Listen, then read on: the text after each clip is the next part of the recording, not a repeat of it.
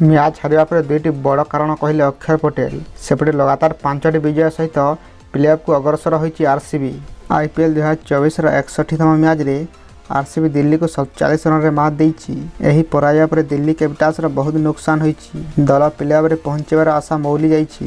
ଏହି ମ୍ୟାଚ୍ରେ ରୟାଲ ଚ୍ୟାଲେଞ୍ଜର ବେଙ୍ଗଲୋର ପ୍ରଥମେ ବ୍ୟାଟିଂ କରି 20 ଓଭରରେ 9 ୱିକେଟ୍ ହରାଇ 187 ରନ୍ କରିଥିଲା।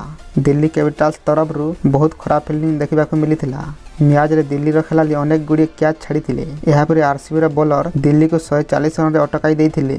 ରିଷଭ ପନ୍ତଙ୍କ ଅନୁପସ୍ଥିତିରେ ଦିଲ୍ଲୀର ଅଧିନାୟକ ଦାୟିତ୍ୱ ସମ୍ଭାଳିଥିବା ଅକ୍ଷର ପଟେଲ ମ୍ୟାଚ୍ ପରେ ବହୁତ ନିରାଶ ହୋଇଥିଲେ ଏବଂ ସେ କହିଥିଲେ, ଯଦି ଆମେ ଫିଲ୍ଡିଂରେ କ୍ୟାଚ୍ ଡ୍ରପ୍ କରିନଥାନ୍ତୁ ତାହେଲେ ଆମ ଦଳ 150 ରନ୍ ଚେସ୍ କରିଥାନ୍ତା।